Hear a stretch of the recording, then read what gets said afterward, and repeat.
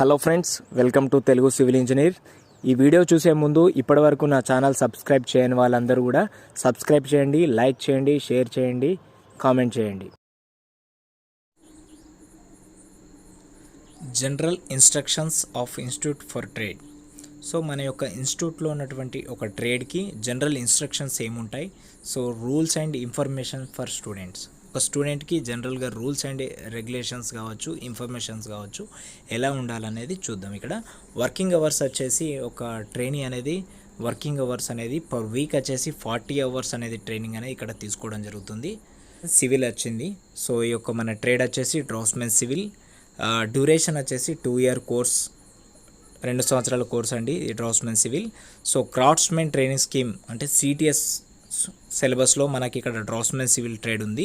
So NSQF వాళ్ళు level 5 సిలబస్లో ఈ యొక్క డ్రాఫ్ట్స్మెన్ సివిల్ అనే కోర్సు యొక్క సిలబస్ని ఎన్ఎస్క్యూఎఫ్ లెవెల్ 5లో మాత్రం డిజైన్ చేశారు.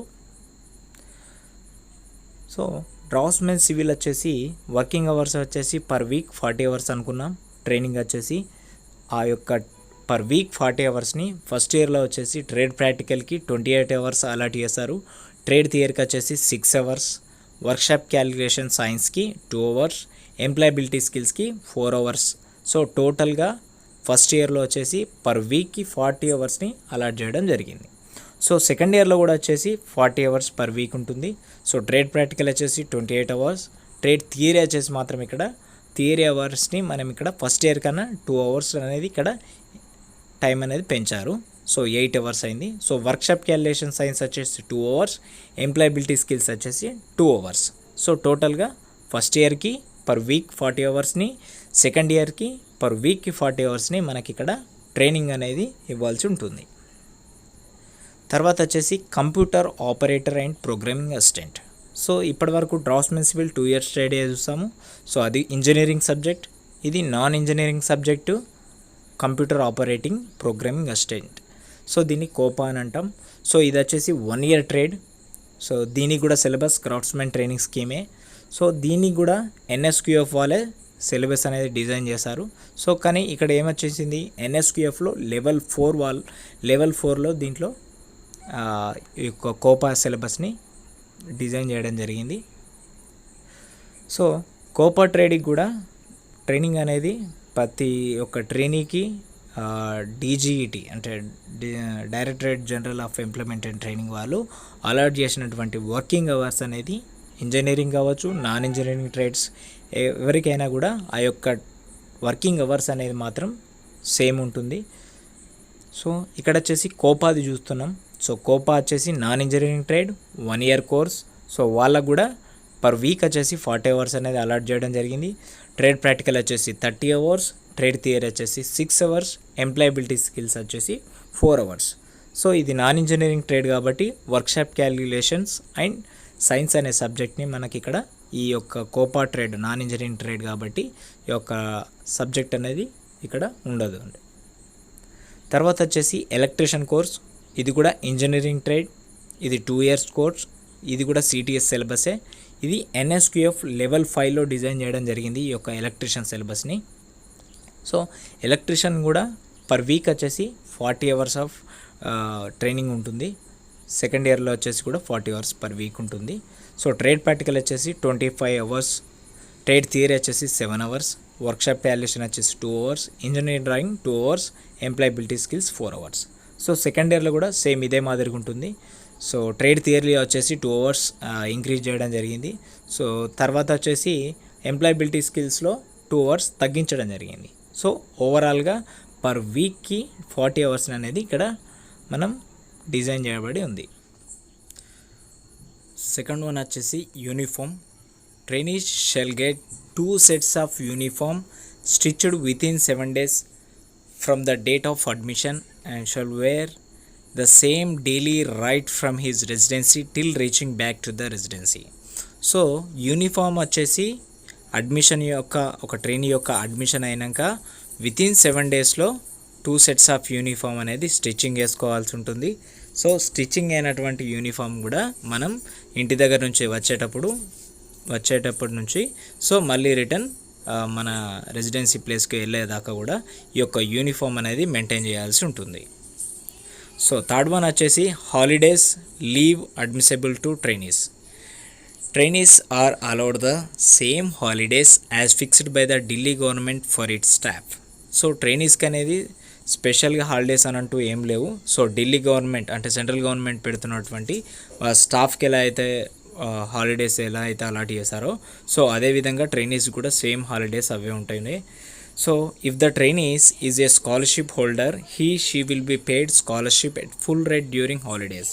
సో ఇది సెంట్రల్ గవర్నమెంట్ అనేది హాలిడేస్ డిక్లేర్ చేసింది కాబట్టి ఆ యొక్క హాలిడేస్కి ఆ యొక్క ట్రైనీకి స్కాలర్షిప్ హోల్డర్స్ అందరికీ కూడా ఆ యొక్క డేస్కి కూడా లీవ్స్ అనేది కట్ చేయరు అన్నట్టు. ఆ లీవ్స్ కూడా ఇక్కడ మనకు స్కాలర్షిప్ అనేది అలాట్ చేయడం జరుగుతుంది. దానికి కూడా మనకి ఇక్కడ స్కాలర్షిప్ అనేది పేడ్ చేస్తారు.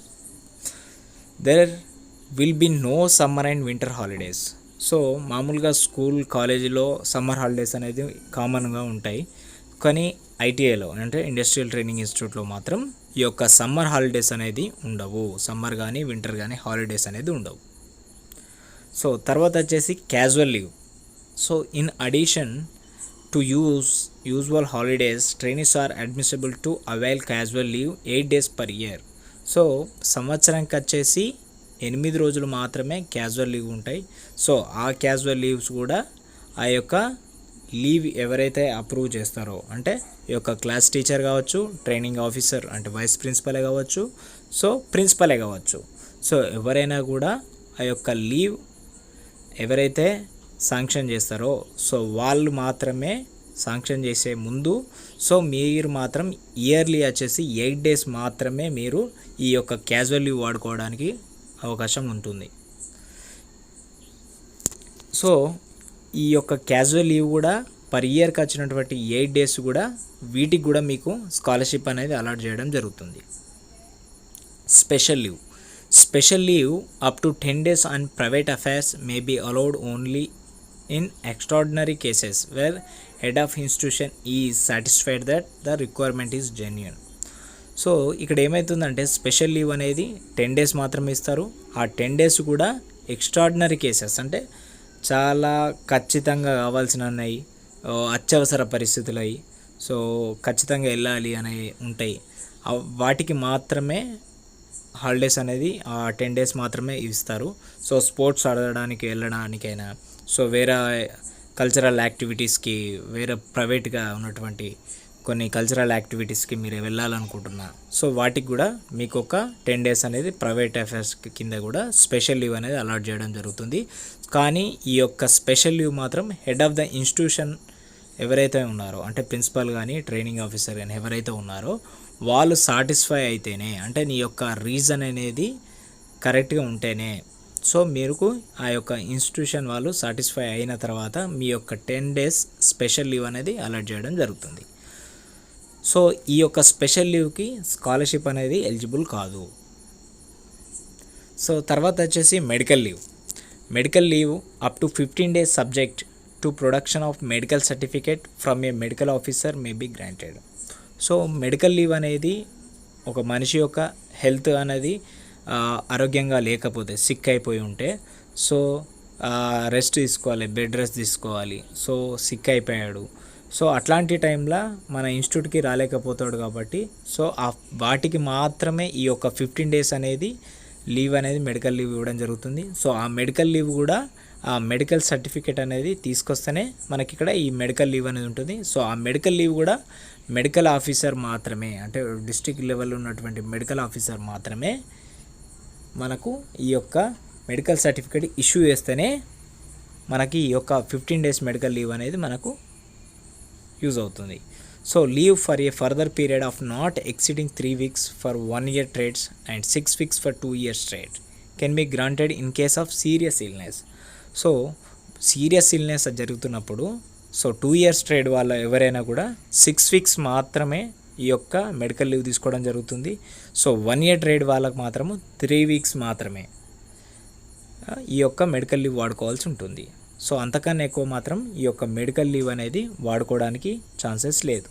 So these leaves can be granted only once in the training period on recommendations of medical officer acceptable to competent authority. So ఈ లీవ్స్ కూడా ఈ 15 days కంటిన్యూస్గా మెడికల్ సర్టిఫికేట్ ఇస్తే సిక్ అయితే ఉంటుందంటే సో ఎవ్రీ 3 monthsకి ఒకసారో 6 monthsకి ఒకసారో 1 yearకి ఒకసారో సో ఇట్లా ప్రతిసారి 15 days అట్లా పెట్టుకోవడానికి వీలు లేకుండా పర్ ఇయర్ మాత్రం ఒకసారి మాత్రమే ఈ యొక్క మెడికల్ లీవ్ అనేది సో అది కూడా మెడికల్ ఆఫీసర్ అప్రూవ్ చేస్తేనే ఆ యొక్క 15 days లీవ్స్ మాత్రమే ఇస్తారండి. సో ఇది మెడికల్ లీవ్. తర్వాత వచ్చేసి సస్పెన్షన్ డిశ్చార్జ్.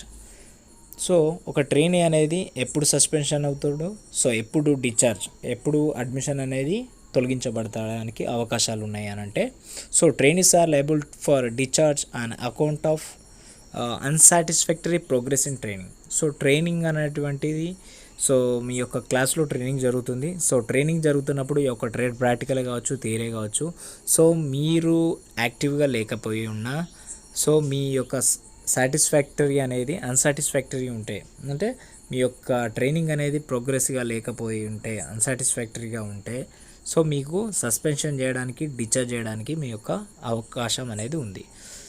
తర్వాత వచ్చేసి for acts of indiscipline and misconduct. మనం డిసిప్లిన్ లేకపోయి ఉన్న మిస్కండక్టివిటీ చేసిన అంటే మిస్కండక్ట్ అని అంటే సో మిగతా ఉన్నటువంటి ట్రైనీస్తో కావచ్చు, సో సీనియర్స్తో కావచ్చు, సో సీనియర్ అయితే జూనియర్తో కావచ్చు, సో మిస్కండక్ట్ అని ఉంటే సో అసభ్యంగా ఉన్న డిసిప్లిన్ లేకపోయినా కూడా మనకు సస్పెన్షన్ చేయొచ్చు, డిశ్చార్జ్ చేయొచ్చు. తర్వాత వచ్చేసి if attendance percentage falls below 50%.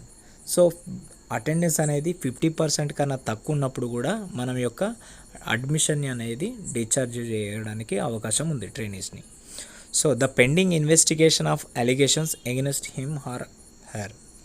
So మన మీద ఏమైనా ఆరోపణలు ఉంటాయి, సో ఇతను ఒక ఫర్నిచర్ ధ్వంసం చేసిండు, లేకపోతే ఒక అబ్బాయితో గొడవ పెట్టుకున్నాడు, సో ఏదో ఒక ఇష్యూ అయింది, సో ఇట్లాంటి అలిగేషన్స్ అనేది మన మీద ఉన్నప్పుడు కూడా సో అట్లాంటివి ఉంటే కూడా వాళ్ళను డిశ్చార్జ్ చేయడానికి అవకాశం ఉంది. Minimum compulsory attendance for training.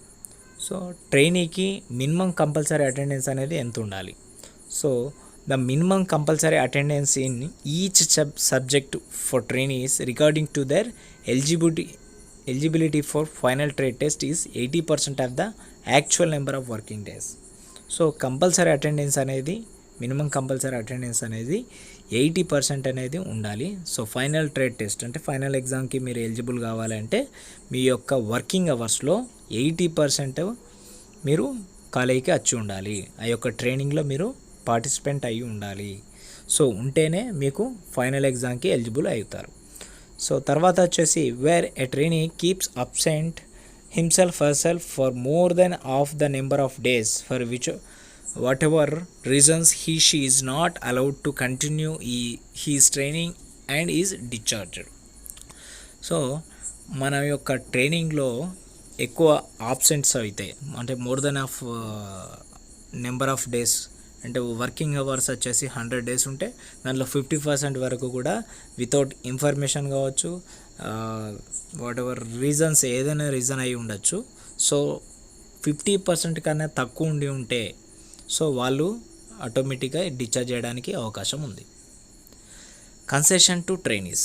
So ట్రైనీస్కి ఏమేమి కన్సెషన్స్ ఉంటాయి, ఏమేమి యూజ్ అవుతాయి, ఇక్కడ ఏమవుతున్నాయి అంటే ట్రైనీస్కి 2 రకాల కన్సెషన్స్ ఉన్నాయి.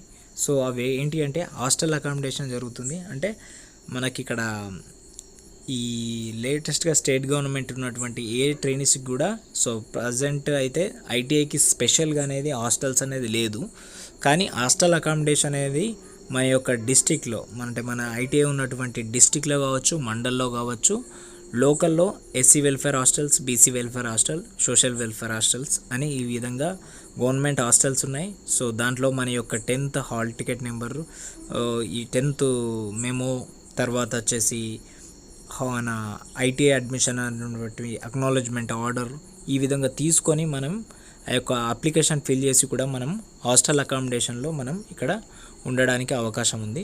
సో తర్వాత వచ్చేసి industrial visit of trainees. For the purpose of obtaining idea of the actual working conditions, ITI trainees nearing completion of their course are sent for a week to nearby workshops. So training అనేది ఇక్కడ industrial training ఇన్స్టిట్యూట్లో ప్రతి trainee అనేది ఇక్కడ training practical purpose అనేది ఎక్కువ ఉంటుంది. So ఇక్కడ వర్కింగ్ అవర్స్లో కూడా చెప్పాను, ట్రేడ్ ప్రాక్టికల్ అనేది ఇక్కడ ఎక్కువ అవర్స్ ఉంది, 28 అవర్స్. సో ట్రేడ్ ప్రాక్టికల్ అనేది ఇక్కడ ఎక్కువ నాలెడ్జ్ ఉంటుంది కాబట్టి మన యొక్క ఎగ్జామ్ సిలబస్ ప్రకారం ఉన్నటువంటి సిలబస్ని so last weeks wise continue చేస్తుండగా లాస్ట్ ఒక 1 వీక్ 2 వీక్లో మనకి ఇక్కడ ఇండస్ట్రియల్ విజిట్ ఆఫ్ ట్రైనీస్ అనేది ఉంటుంది. సో ఇండస్ట్రియల్ విజిట్ అనేది ఆ ట్రైనీస్కి అనేది ఉంటుంది. సో ఎందుకంటే ఈ ఇండస్ట్రీ విజిట్ చేయడం ద్వారా మనకు దగ్గరలో ఉన్నటువంటి వర్క్షాప్లో కానీ లేకపోతే మనకు దగ్గర ఉన్నటువంటి సివిల్ వాళ్ళు బిల్డింగ్ కన్స్ట్రక్షన్ దగ్గరికి కానీ సో ఇండస్ట్రీ విజిట్ చేయడం ద్వారా మనం ప్రాక్టికల్ నాలెడ్జ్ని లైవ్గా డెమో చూసినట్టుగా విధంగా ఉంటున్నాం కాబట్టి సో ఈ ఇండస్ట్రియల్ విజిట్ అనేది ఈ యొక్క ట్రైనీస్కి చాలా ఉపయోగపడుతుంది. సో ఇది general rules and regulations of the ITI.